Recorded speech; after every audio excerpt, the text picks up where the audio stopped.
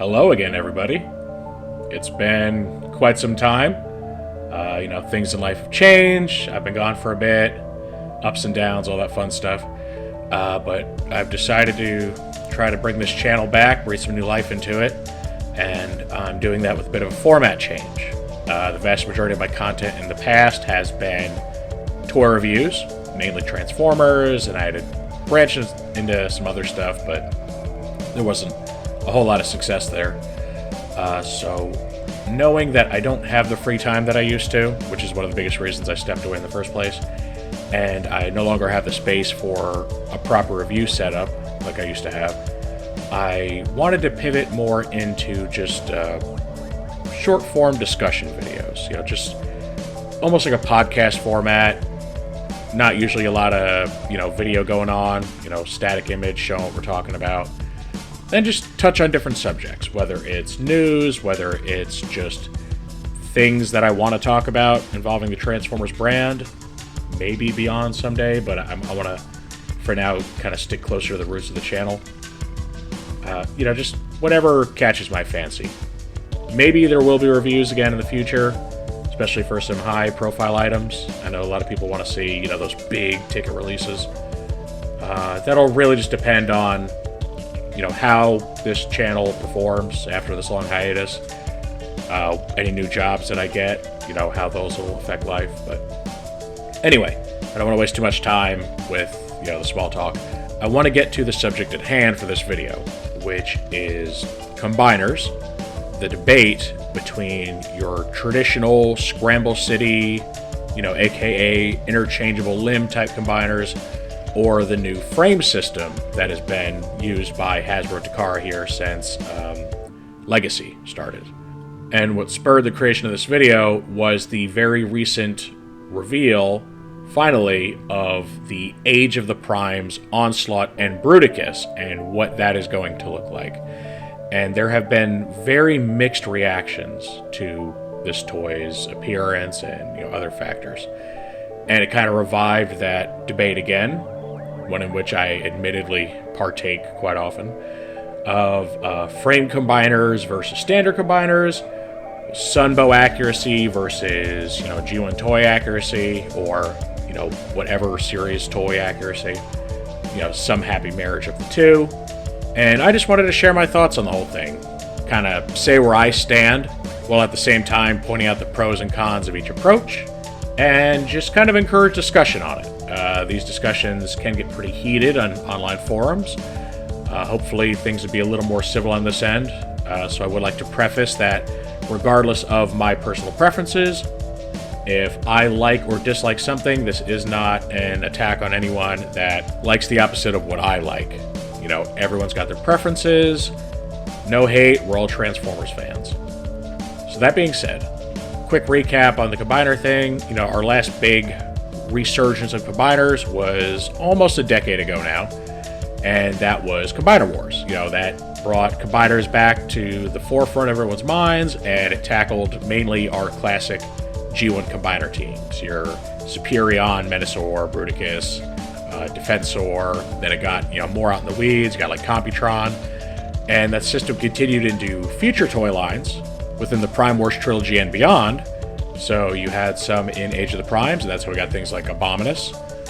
We also got some new combiners thrown in there like Volcanicus. We got Victorion. We got an Optimus Prime combiner with the Autobots. That was cool. And then lastly, it kind of petered out in Generation Selects on the Takara side, where we got some kind of long-awaited ones like King Poseidon, God Neptune, things like that.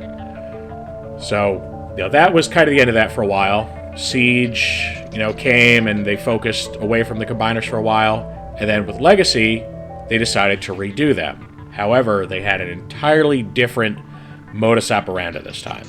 Rather than trying to emulate what Combiner Wars had done and trying to emulate the Scramble City style of play, they opted for a system which was becoming fairly popular within third-party companies, and that's what we call the frame or skeleton combiner, where you have basically some sort of a pre-built body.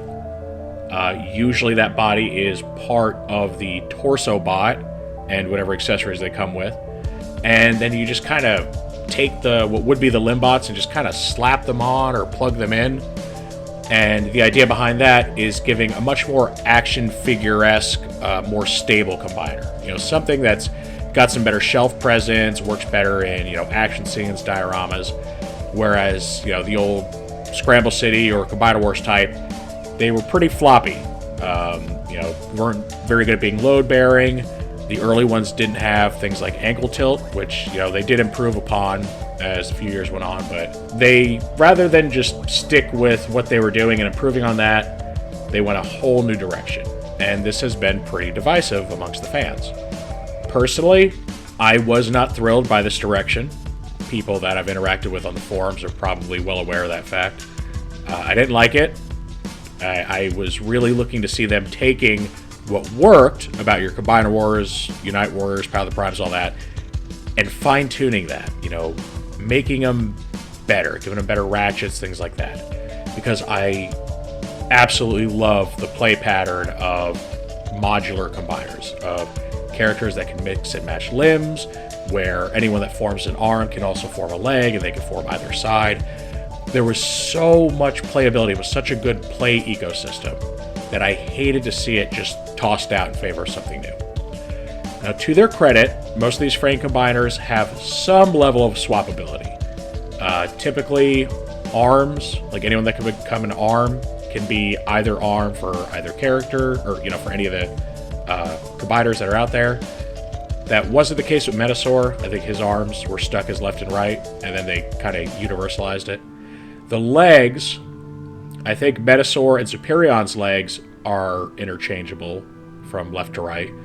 Bruticus, I don't believe will be because of the ankle tilt built into his leg bots. So, a whole different style. And it certainly has its detractors, and it has its ardent supporters. And then, obviously, there's always people that fall somewhere in between.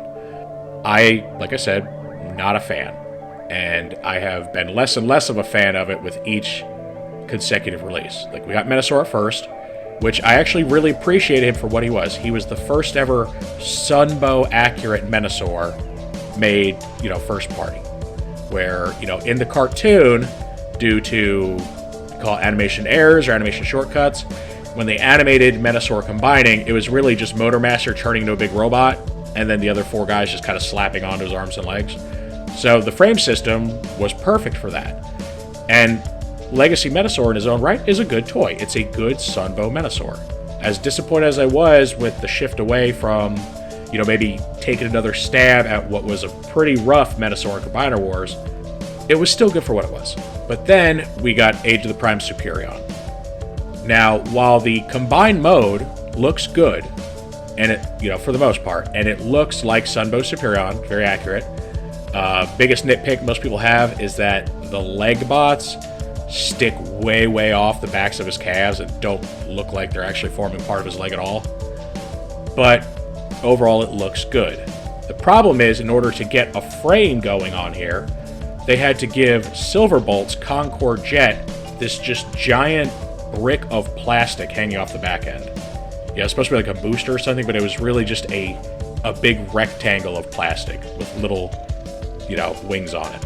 And it was, in my opinion, really bad. Like, it was showing that, trying to force this frame system or the skeleton system onto every combiner was probably not the best approach. It worked for Metasaur because of his alt mode, for Motor Master's alt mode, where the trailer could become the frame. And Metasaur did have a different transformation scheme in the cartoon. Superion had no such thing. If you look at any footage of Superion combining the cartoon, you can distinctly see that the four smaller bots actually become his arms and legs. They may not look like much once they're fully combined, because, they use mass shifting, they just turn into rectangles like most of the G1 cartoon.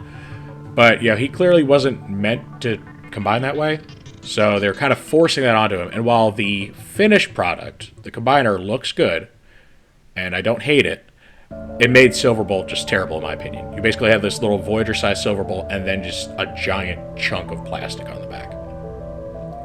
Now we get to Bruticus. Bruticus once again uses the frame system.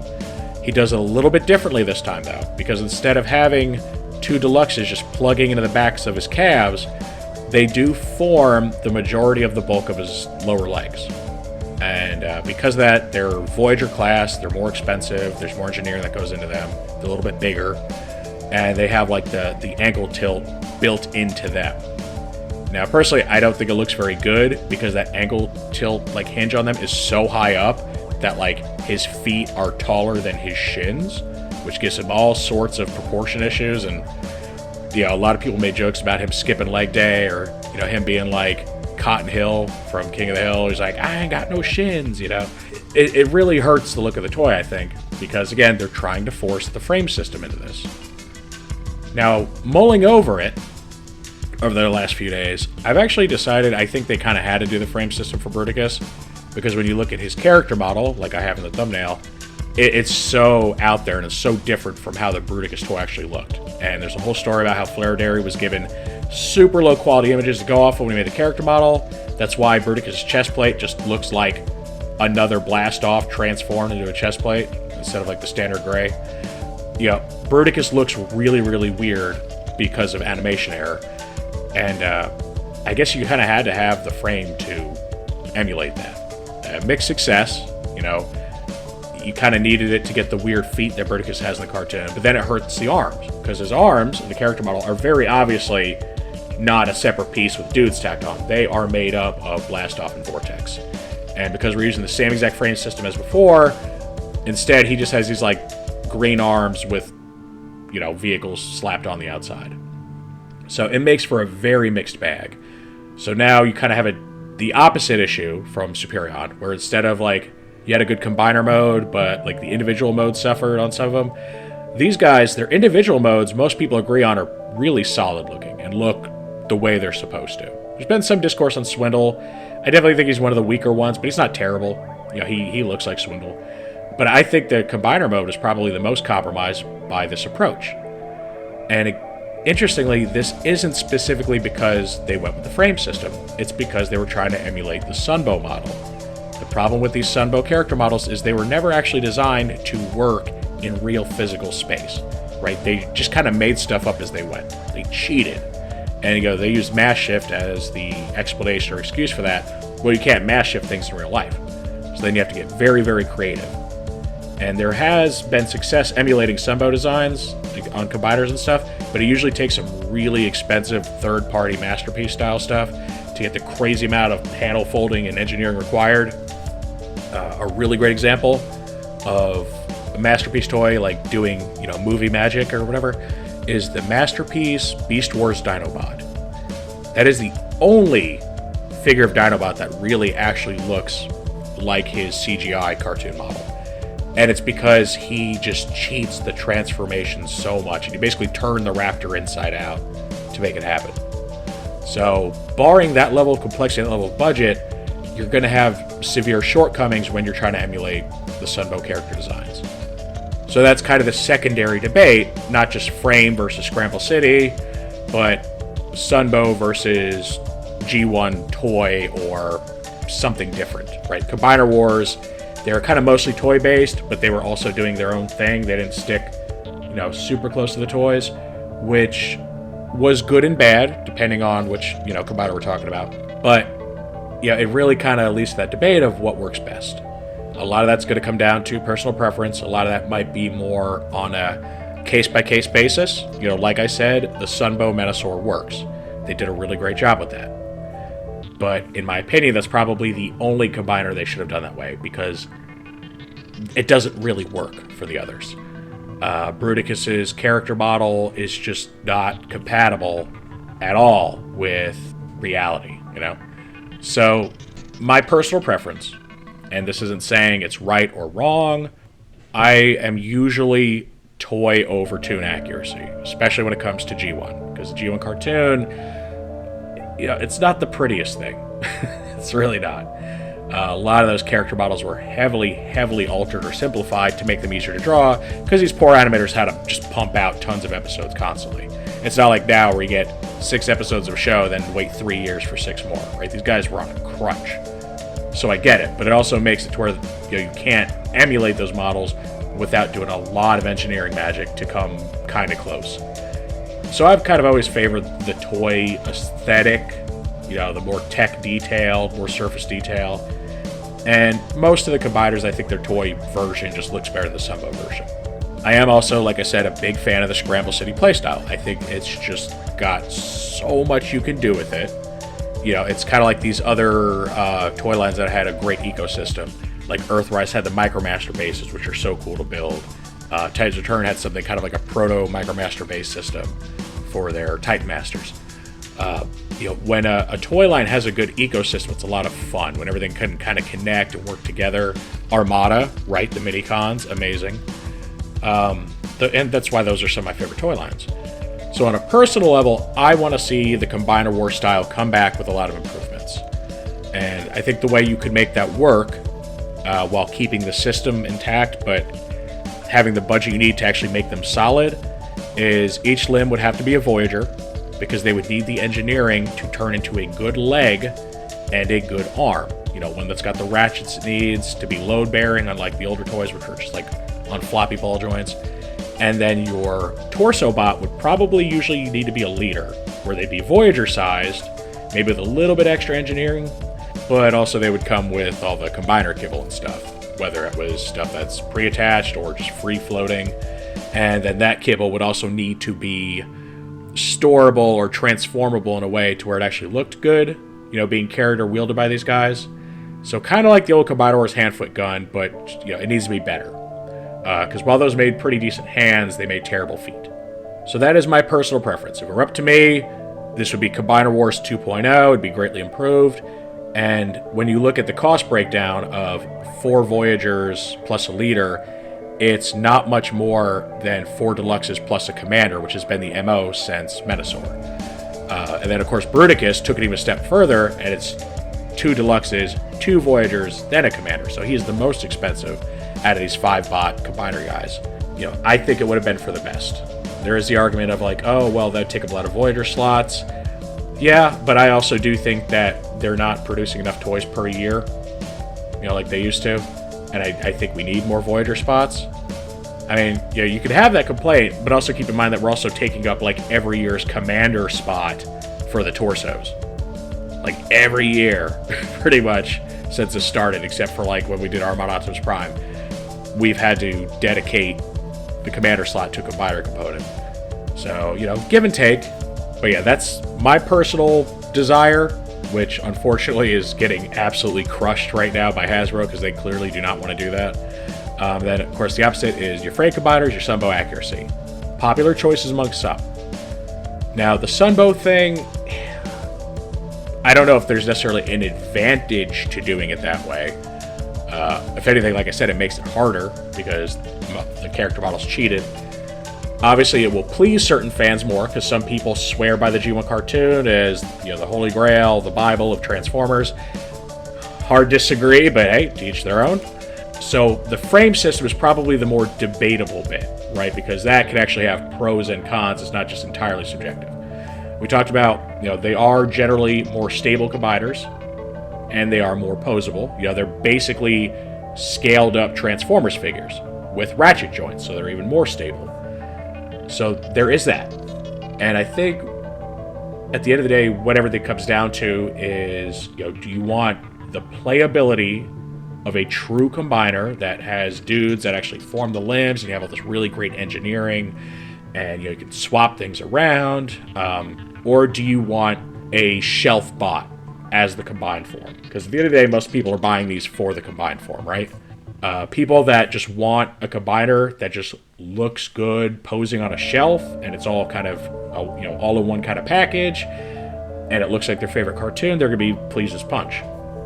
So I think it's worth pursuing making Combiner War system better rather than just throwing the towel on and saying, well, we know this is more stable, so we're going with this, and we're scrapping everything we've done before. Some people vehemently disagree. I don't know. But we have seen that they can still make non-frame combiners work. We just got Studio Series Devastator, which some people have called him a frame. He's not. He has a separate trailer that becomes the thigh piece. And people are like, well, he's cheating. Well, I mean, the original Devastator had the same thing. He actually had way more loose kibble than the new one.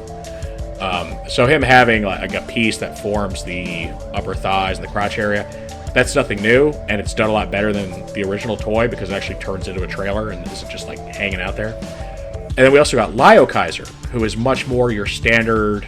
I mean, I guess he's about the same. You know, he's kind of the 5-bot combiner, except he's got 2 bots as the torso this time. He does something very similar where he uses a separate piece for the upper thigh area. Not to the same level of success as Devastator, because it still just looks like thighs sitting on top of Jaguar. But what they did show is that you can have some very successful dedicated arm and leg bots that work really well. And what they did to make the arm bots work especially was very impressive. And I think the best way to go forward is take what they learned making this Liokaiser, turn it up a notch a little bit more, because all these guys are like Voyager, right? Turn up a notch a little bit more to make those really clever arm bots also stable as leg bots. And like, you've got it. Use the Combiner Wars peg system with better ratchets, you know, more click points so they're not as loose, better springs, and you'd have it. So that is where I would go if I were running the Transformers brand. Obviously, I'm not. And obviously, I don't know all the inner workings of the company and the corporate side of things and how much these decisions have been influenced by economic factors, corporate factors. But that would be, yeah, without further input, the direction I would go. All right, so I think I've rambled on long enough about this, but it is a subject I've been very passionate about, so I've really been wanting to make this video for a long time. Now that I've kind of shared my perspective and given you some background information, I want to know what you guys think. Which approaches do you prefer? Do you prefer toy versus tune? Do you prefer Scramble City versus frame? And why? I'd really love to hear you guys' reasoning either way. Hopefully you guys enjoyed this video. I know it's a different format. Some people might be disappointed it's not a toy review, but realistically, I just can't really support doing a lot of toy reviews anymore these days. Again, maybe certain items I will if it's requested, but I think this will be the path forward, at least for now, till I get things more situated. So I hope you guys enjoy this just discussion format. You know, it's something you don't even have to watch, really. You know, static thumbnail, most likely. And you can treat it like a podcast. I don't know, maybe I'll do Spotify or something. Who knows? But I'd really love to know what you guys think of the topic, as well as this direction moving forward for the channel. I think it's something that will enable me to finally get back to giving you guys Transformers content in a way that I can support, just given, you know, current life situations. All right, I'm going to end it here. Hopefully you guys enjoyed the video. Any and all feedback's appreciated, and I will see you guys next time.